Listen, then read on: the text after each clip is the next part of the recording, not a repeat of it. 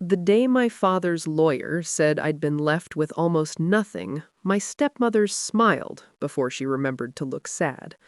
That was the first thing I noticed. The second was Daniel, leaning back in his chair like he'd been waiting for this moment his whole life. Vanessa tightened her fingers around a silk handkerchief and lowered her eyes like she was performing grief for the room. We were gathered in the library of my father's estate, the same room where he used to read to me when I was little. The shelves still smelled like leather, dust, and old money. Outside, rain tapped against the tall windows. Inside, I sat frozen. I heard the words, but they didn't feel real. My father, Richard Hale, had built one of the biggest commercial real estate firms in the state. He owned buildings, land, investments, and enough cash that people said his name with the kind of respect most men spend a lifetime trying to earn. And according to the document now open on the polished mahogany desk, every bit of it had gone to his wife Vanessa, their son Daniel, and their daughter Ava. His second family. The family he built in the shadows while my mother was still alive. The lawyer cleared his throat and repeated himself gently, as if a softer voice could somehow make the humiliation hurt less. "There is a personal provision of $50,000 for Emily Hale," he said. 50,000. That wouldn't even cover the property taxes on one of my father's smaller vacation homes. Vanessa turned to me with carefully arranged sympathy. "I know this must be hard," she said, her voice sweet and poisonous at the same time. "But your father made his choices." Daniel didn't even try to hide it.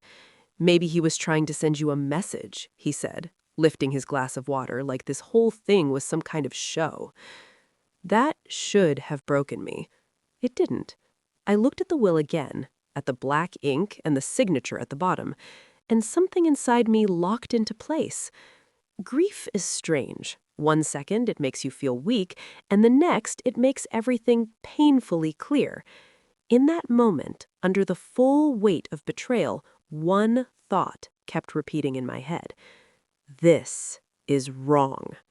Not unfair, not cruel, wrong.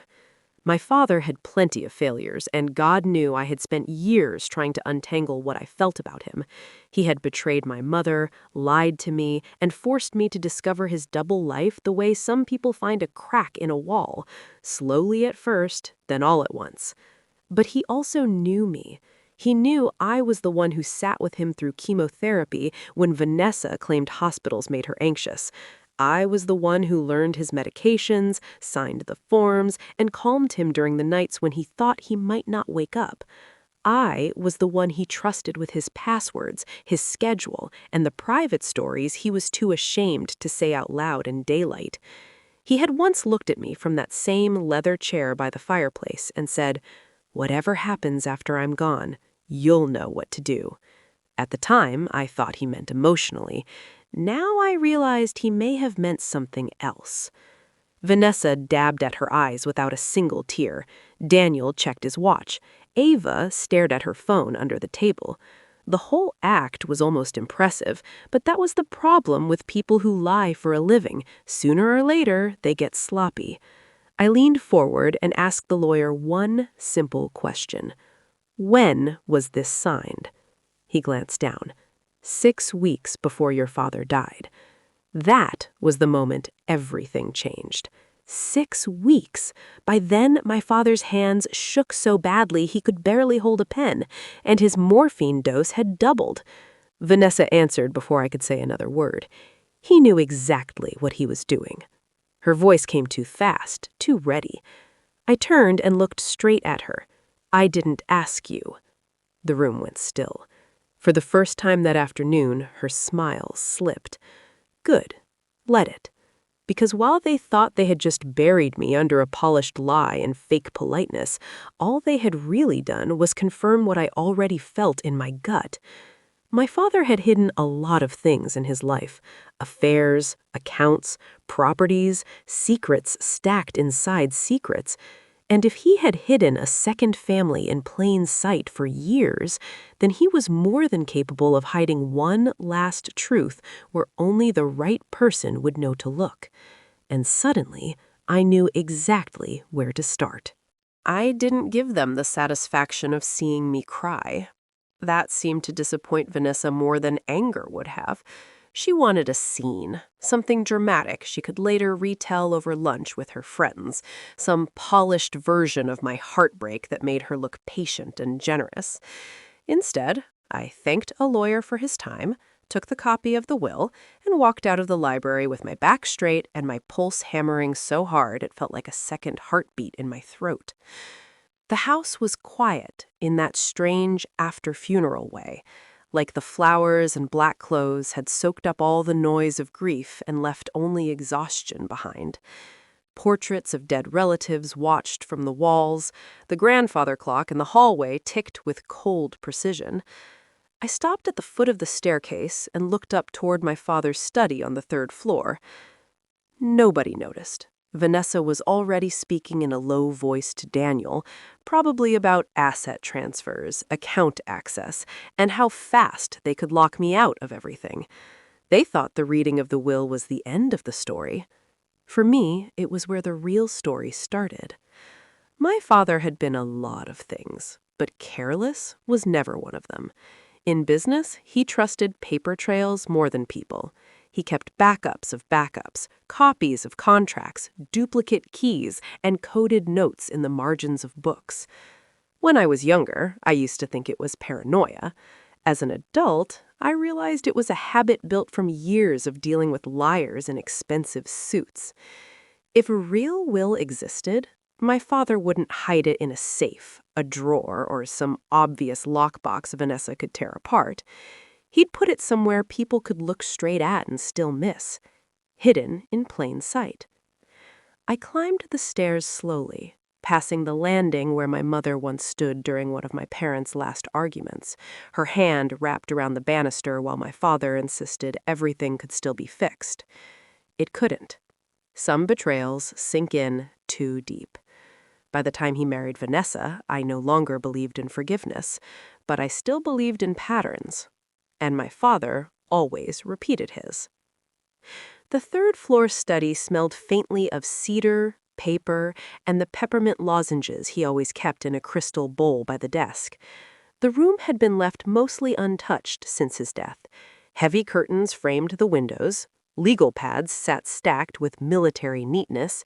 A globe bar stood in a corner beside the fireplace. On the wall behind his desk hung a painting of a storm over dark water, the one he claimed was his favorite because the horizon always looks like it's hiding something. I closed the door and stood still, letting memory do its work. Then it clicked. When I was 16, my father taught me how he remembered complicated deals. "Don't look for what a man locks away," he said. "Look for what he leaves out where everyone thinks they already understand it." Back then, he was talking about negotiation. Standing in that room years later, I heard it differently.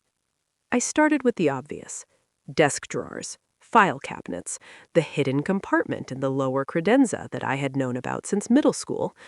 Nothing. Then I checked the bookshelves, running my fingers along the spines of leather-bound histories, tax guides, and biographies of men who confused wealth with immortality. I found bank statements, insurance records, and an old envelope full of photographs I wish I had never seen. My father and Vanessa in St. Lucia while my mother was still undergoing treatment. I put the photos back before my anger could distract me. Anger was useful only if it stayed sharp. 30 minutes passed, then 40. Rain streaked the windows in silver lines. Downstairs, I heard faint laughter, and that told me everything I needed to know about the people inheriting my father's empire. They were celebrating way too early. I moved to the fireplace and stared at the painting above it. Storm clouds, black sea, a thin strip of light at the horizon. Hidden in plain sight. My father used to straighten that frame all the time, even when it wasn't crooked. That was it. I stepped onto the hearth, lifted the painting from the hook, and almost laughed when I saw it. Taped to the back was a sealed manila envelope with my name written across it in my father's unmistakable handwriting. Emily. My fingers went cold. And there it was, the truth. Inside was a letter and another will, signed months earlier, notarized, witnessed, and far more detailed than the version downstairs. In this one, the controlling shares of Hale Urban Holdings, the lake house, 2 trust accounts, and most of his personal estate had been left to me. Vanessa and her children were provided for, yes, but modestly, respectably, not victoriously. My father's letter was only 1 page. It began, "If you found this, then I was right not to trust the people around me." By the time I reached the final line, I understood exactly why he had hidden everything where only I would think to look. He knew they'd rush for the safe. He knew they'd miss the painting. He knew me. And downstairs, while they were already pouring themselves into my future like it belonged to them, I was standing in the one room they never bothered to understand, holding the truth that could destroy their lie before sunset.